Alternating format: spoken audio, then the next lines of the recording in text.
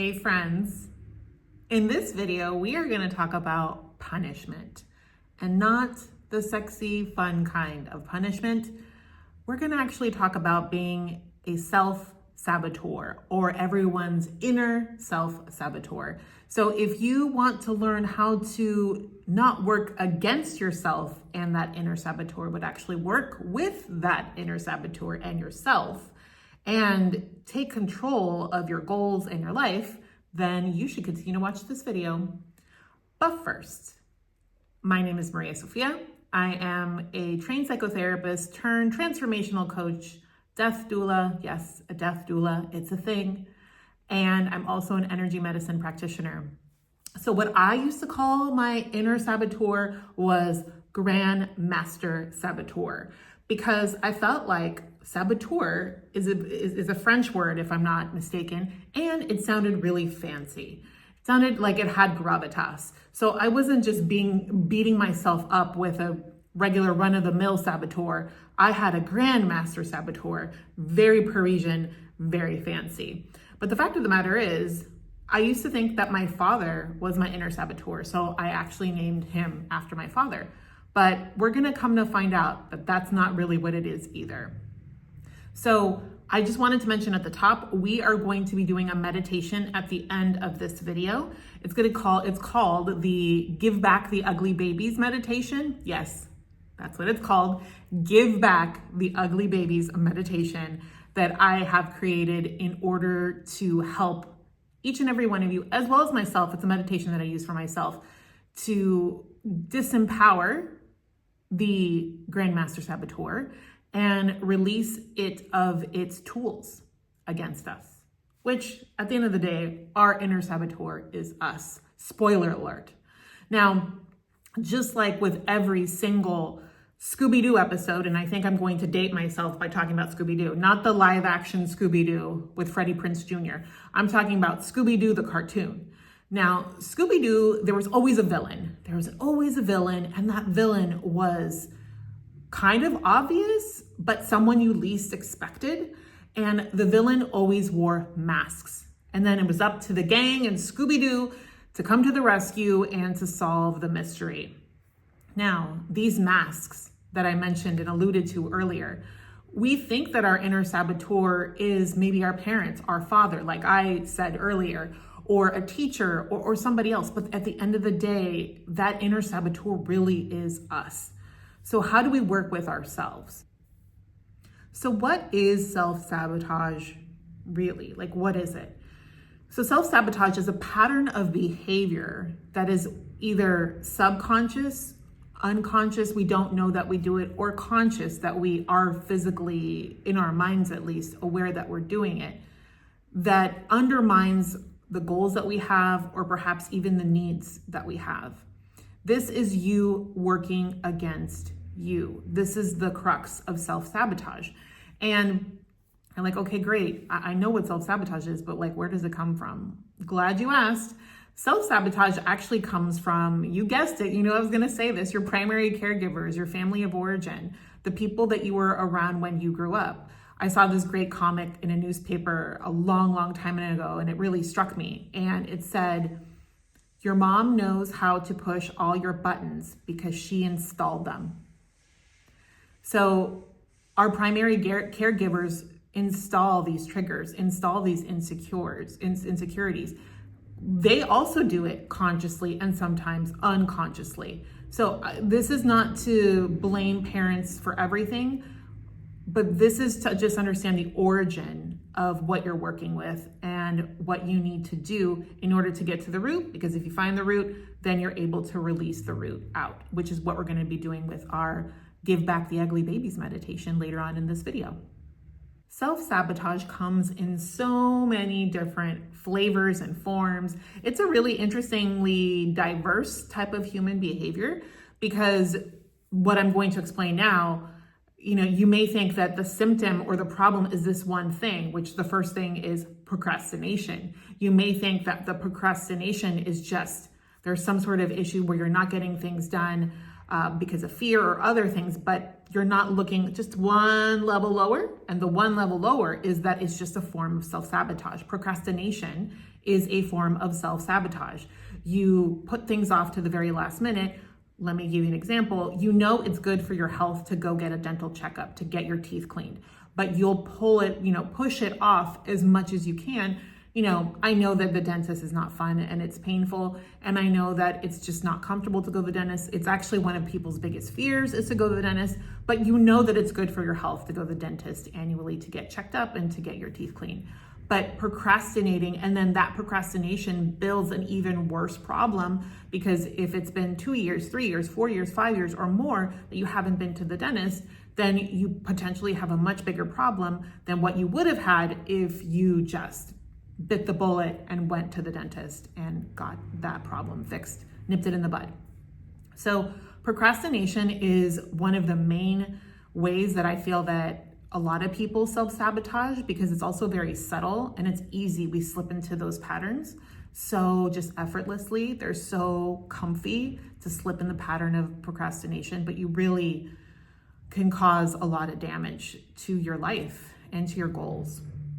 And again, there's no judgment in any of the things that I'm saying. I have done every single thing, and I continue to do some of these things that are self-sabotaging, but I've added a level of awareness, which has really helped to slow down the processes of self-sabotage. Again, we'll get into that a little bit later. So we went through procrastination. The next one, which is honestly, I'm gonna do a whole video of just about perfectionism. Perfectionism is a poison. I am a recovering perfectionist. It is hardwired into me. Truth be told, I wanted to create a YouTube channel for 10 years. I think I've said this before, 10 years.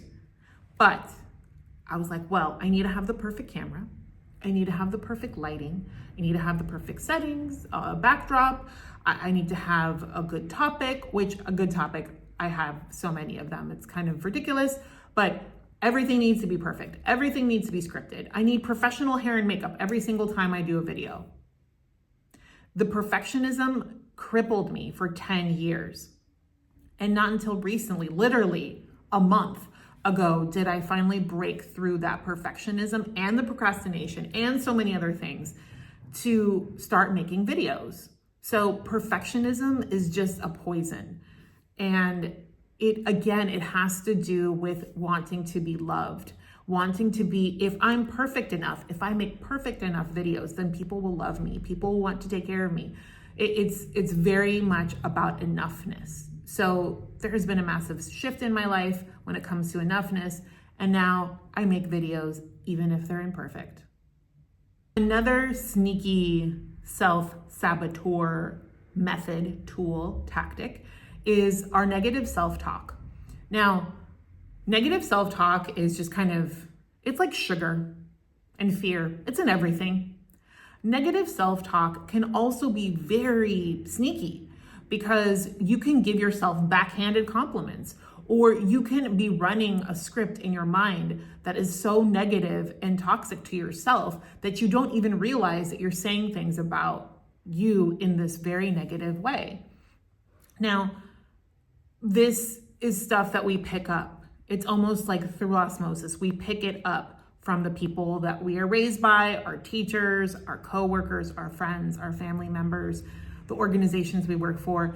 We pick up these snippets when we're young, when we're little kids. We pick up a comparison perhaps. And this is all programming and conditioning. So negative self-talk. You need to be vigilant about the things you're saying about yourself, the repetitive things. Say you break a glass. Oh my God, I'm so stupid. I can't believe another glass. I broke another glass. Oh, so annoying. I'm so dumb. I'm so careless. That is a spell you've just casted on yourself, to be careless. And again, it's the negative self-talk. Another way that we get tripped up is through being overly externalized. So we look at what other people think of us as the truth, and then we behave from the place that focuses on what other people think about us and not what we think about ourselves, not how we feel inside. And many times our perception is distorted and flawed. And we think people see us as, oh my God, at work, they must think I'm so dumb because I am not a professional Excel spreadsheet genie. They must think I'm so dumb. I can't believe it. Oh my gosh. I need to take Excel courses so I'm excellent at Excel, even though it has nothing to do with your job. It could have less than 1% to do with your job, but because people think that maybe it's not your forte to do Excel, and then you just overblow it and be like, oh, I'm so bad at math. I'm so bad at numbers. You can really blow it up. So when we overly externalize our value with others, and then we behave in order to satisfy and appease these imaginary people. And many times they're just imaginary perceptions. They're ghosts of who we think these people are. We made them up into being something that they're not. We've made a lot of assumptions. So when we over externalize, we self-sabotage ourselves because we're not looking at what's inside. Maybe I don't like Excel. I happen to love Excel, but maybe I don't like Excel. Maybe I don't want to learn Excel. Maybe it has nothing to do with my job. And maybe that's something that I can have someone else do because that is their highest excitement, to do Excel, and mine is something else. So again, not overly externalizing our value in others. That's another way that we can stop that inner saboteur from getting the best of us. So we're going to do some prep for our Give Back the Ugly Babies meditation, what you've all been waiting for. Now, first things first, we need to recognize that inner saboteur, that voice inside that is undermining our goals, that is trying to derail us, who is speaking very poorly about us, and who really doesn't have our back, who tells us that we can wait till tomorrow to do something, and then tomorrow never comes. Someday is not a day of the week. Just got to let you know that. So we need to accept and love that voice. That is a part of ourself. That is a part of who we are as a human being on this planet. And the more that you push off any negative feelings, some people call it the shadow or elements of the shadow, the more that you push off those shadowy elements, things that you find to be negative about yourself, the more that you disavow them and demonize them, the more they start to rule your life. So it's really important that accepting that the self-saboteur is in fact you. It is nobody else but you. And taking responsibility for that voice and knowing that you full well have 100% authority to make changes that will be better for you. Many times, a sacred pause and curiosity can really help to take the edge off when it comes to the inner saboteur, that self-sabotaging voice within us. Now, we go into these loops, the perfectionism loop, for instance, or the procrastination loop, also a perfect example. It's like the momentum has been built up to the perfectionism. I'm going to do 1 million hours of research, but not do anything. But I'm researching, so I think I'm doing something. I'm procrastinating is what I'm actually doing. And I'm engaging in perfectionism. So slowing down for just one moment and stopping.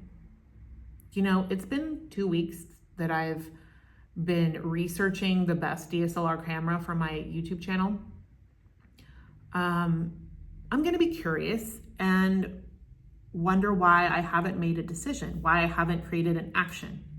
So the sacred pause and the curiosity.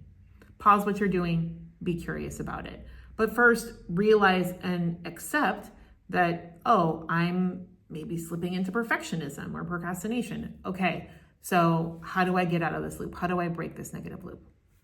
So those 3 things, the acceptance, the sacred pause, and then curiosity. And now we're gonna talk about the ugly babies. The ugly babies. All babies are precious, but not all babies are cute. And I believe that many of us have adopted some ugly, ugly, ugly babies. And those ugly babies are in the forms of insecurity that don't even belong to us. Oh, I'm not young enough to be on YouTube. I'm not pretty enough to be on YouTube. I'm not smart enough to be on YouTube. Who would even want to listen to me? I talk too much anyway. Why would anybody sit through a 30-minute video about anything coming from me? Where do you think all these things come from? These ugly babies. These are ugly, hideous babies that I have adopted. I'm giving myself as an example because it's the easiest. It's talk about what you know. It's the easiest to adopt those ugly babies because that's what I heard growing up. So if you have ugly babies that you're holding onto in the form of insecurities, it's time to give them back. It's time to simply release them and give them back to the people with love and compassion, with no harm, giving back the ugly babies in the form of your insecurities. Whether it be not being good enough, being too young, being too old, not knowing enough, not being smart enough, whatever it is, it's time to give those ugly babies back, my friends. Like, it really is. We don't need them. They're ugly. They need to go back. Energetically, we're going to release them. And so we're going to get into our meditation in just a second. Please, if you're driving, do not do this meditation. Your eyes will need to be closed here and you'll need to be in a relaxed state. And being on the 405 freeway is not the appropriate place or time to be doing this meditation. So please get into a comfortable position. I suggest you don't lie down because many times these meditations can get you into dream time if we're doing deep visualization. So if you can, sit up. And in just a second, we're going to start our Giving Back the Ugly Babies meditation. I ask that you get into a comfortable seated position. We want to make sure that we are receptive, open, and available to discovering the places that we've adopted, the ugly babies, the insecurities, the self-sabotaging behaviors. We want to make sure that we're in the most receptive of places, strengthening our receptivity to ourselves. If you're able to, connect with the floor underneath you with your feet, if at all possible, taking off your shoes and even your socks, if that feels good to you, and connecting your feet onto the ground below you in your seat. If you're feeling as though you might be a little ungrounded, needing some more stability and support, I ask that you take the palms of your hand and place them on the top of your thighs to get a little more grounding and support. If you feel that you are in a very receptive place and very open to receiving this meditation, then please place your palms up on the tops of your thighs. So as we gently inhale through the nose and hold at the top, and then gently close our eyes, and then exhale with a deep, open mouth sigh.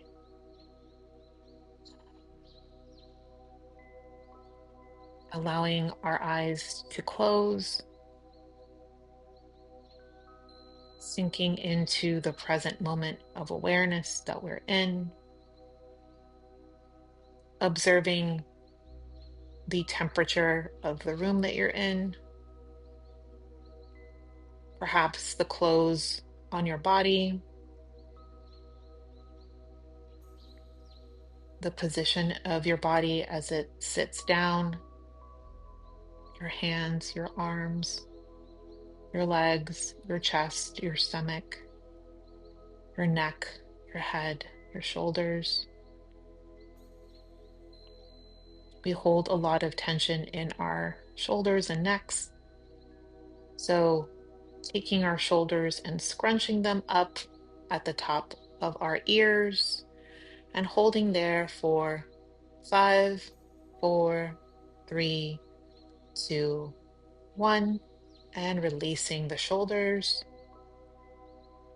Taking another deep breath in through the nose, holding it at the top for 5, 4, 3, 2, 1, and then exhaling out of the mouth with a deep open mouth sigh.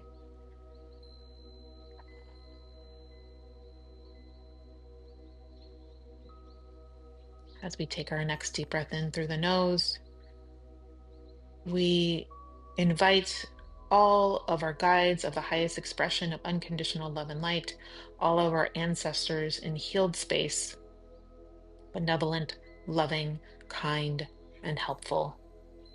Calling in source consciousness, calling in our higher selves to assist us and support us in the work that we are going to do. And then exhaling out of the mouth, 5, 4, 3, 2, 1. Simply being in this moment. There is nothing to do. There is nowhere to be. Simply being in full presence is all that is required of you in this present now moment. You can continue to breathe as you normally would, not pressing or constricting your breath in any way, just simply allowing it to flow through your body as you normally breathe. I want you to bring forward in your mind a place that you self-sabotage yourself. Perhaps it is procrastinating about a project, a decision you need to make in your life, a place where you use perfectionism to keep you from achieving your goals, whatever place that is in your life. Perhaps a relationship, again, that you know needs a decision, needs some action or forward movement, rather than a state of being paralyzed. I want you to imagine that concern, the place where you self-sabotage in your life in great detail. What is the texture, the smell? If it had a color, what would the color be? What would the feeling in the body be of that? What would it be if it was a shape, that self-sabotage? Create the picture in your mind with as much detail of not only physically what it looks like, but the emotions behind it, the thoughts maybe behind it that support it. And once you've had that crystallized in your mind, so clear, we're going to invite our guides to take us back into our past, the place before now, the root, to find the day, the time, the season, the being that you were, to find perhaps that little child who believed that they needed to be perfect in order to be loved, that they needed to be finely attuned to a parent and to abandon themselves to be as perfect as possible in order to garner love and enoughness. Guides, I ask that each person that is listening to this meditation go back to that root place, far, far, far. The first time where this self-sabotage, the seed rooted in and sprouted. What was that time?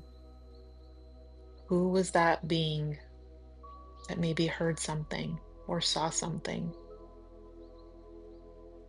And that seed gestated in the heart of this amazing, perfect, holy being, this insecurity, this feeling of lack. I want you to see yourself the first time that this happened, the first time ever that you can remember, as far back as you could remember, and really see that little child who realized that they were not enough, that they had to be a certain way, was so unnatural to them, that they had to do that to survive, to be accepted, to be taken care of, to be loved. I want you to see that child.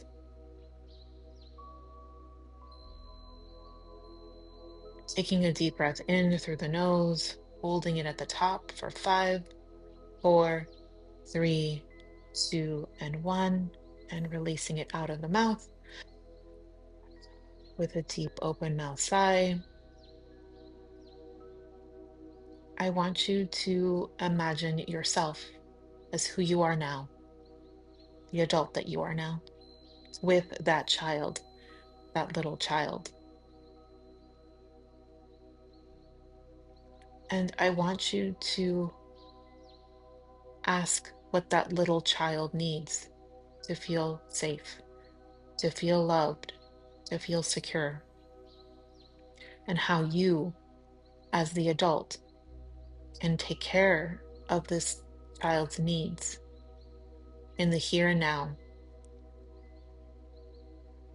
Ask it what it needs to feel secure.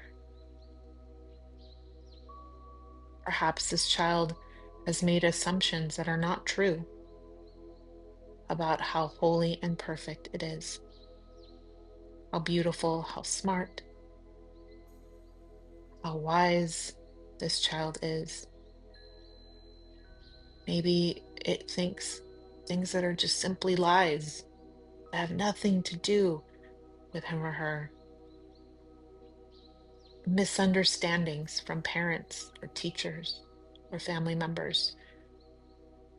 And so, gently, with kindness and compassion, explain to this little child that these things are not true,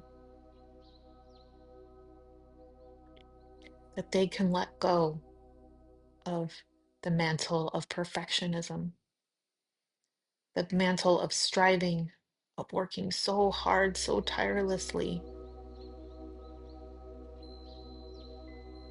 for allowing themselves to be emotionally starved. Ask for forgiveness.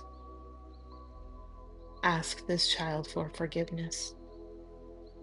Forgiveness of not listening to them sooner, of not making contact with them sooner.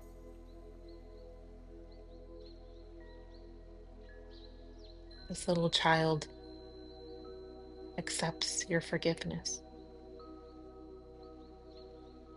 And then you say, what if we were to take this issue, whatever it is for you, perfectionism, procrastination, self-destructive behaviors, self-sabotage of all shapes, sizes, and kind. What if we were to wrap it up in a big box with a big bow, and we were to send it away, put it in the post office box, send it away to where it came from? And the little child looks at you and wonders and asks, can we really do that? Can we really send it away? Can we really not have to keep it anymore? And you tell little child, absolutely. We're going to wrap up all of this pain wrapped in perfectionism and procrastination and self-sabotage. We're going to take it and we're simply going to wrap it up in a package and write on the package, return to sender with no harm. And together we're going to go to the post office and we're going to send it back to its home. We're going to disconnect ourselves from this. And I invite the highest expression of unconditional love and light.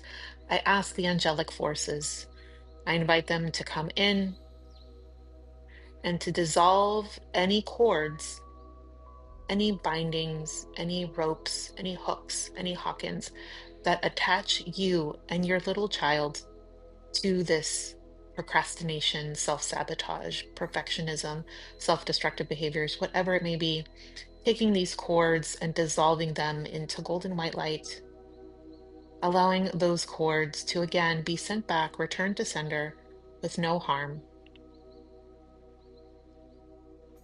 And then we see the package of whatever the challenge is for you, whatever the behavior, the habit, the pattern is for you. It's all wrapped up, ready to go. Your little child and you together hold one side of the box. They're holding the right side and you're holding the left-hand side of the box. And together you walk to the post office and simply drop it off in the post office box. And hear the door of the post office box clank shut, and hear the box thud down into the box. You look at your little child and know that it is done. Everything that needed to be released for this issue has now been returned to sender. Know that it is done. It is finished. You no longer need to adopt this way of being or thinking, this pattern any longer. It has been canceled, cleared, deleted. It's returned to sender with no harm. No more adopting the ugliness of our parents, of any family members, any friends, any influences outside of ourselves. The little child looks at you with such gratitude, and you look at the little child and tell them, "Thank you so much for allowing me to work with you. I truly love and I'm so grateful for you." The little child says, "Thank you. Please don't forget me and continue to do this work with me. I need you." You deeply bow to the little child. Some of your little children may want to hug. If you feel like you want to hug your little child, please do that. The little child that I see now really wants a hug, so I'm going to hug them. Hug that little child. Tell them how much you care and love them and will protect them. And then slowly tell them that you'll leave. And then just allow yourself to slowly evaporate into a mist, taking a deep breath in through your nose, holding it at the top, bringing in that mist of consciousness that is you back into your physical body, holding it for 5, 4, 3, 2, 1, and then exhaling with an open mouth sigh, allowing that mist to come back into your physical body, wiggling your fingers and toes, fluttering your eyes open to a half gaze, and then maybe closing them again just a little bit. And then taking another deep breath in, exhaling, and opening your eyes again. This meditation can be done for as many ugly babies that you want to return to sender as possible. You can repeat this as many times as you need. Please be gentle with yourself. Many times, our ingrained patterns of behavior, especially when it comes to self-sabotage, because they've been built over years, take a good deal of work to be released. So please be patient and compassionate with yourself, and know again that you could always return to this meditation into that little child that is you, that bright, holy, and whole being that is you.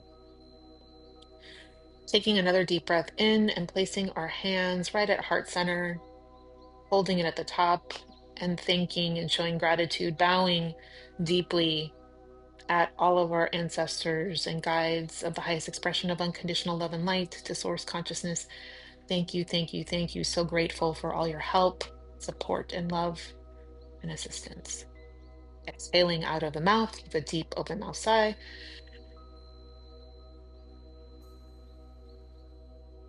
May you be blessed. May you use this meditation for your greatest and highest good. And many, many, many, many blessings and gratitude to you.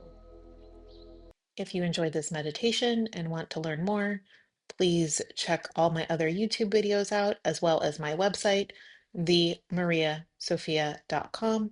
Again, that's themariasophia.com. I also have a free PDF ebook called De-Influence Yourself to help you reconnect with your divine humanity through digital detoxing. Thank you so much. And please don't forget to check out the rest of my videos.